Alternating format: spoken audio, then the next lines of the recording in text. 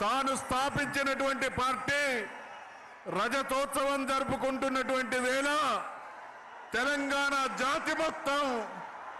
ఎలకతుర్తిలో కొలువైనటువంటి సందర్భంగా ఈ భారీ జన ప్రభంజనాన్ని ఉద్దేశించి సందేశం ఇవ్వడానికి వచ్చేసినటువంటి మన ప్రియతమ నాయకుడు కేసీఆర్ గారికి స్వాగతం సుస్వాగతం. తెలంగాణ జాతి ముద్దుబిడ్డ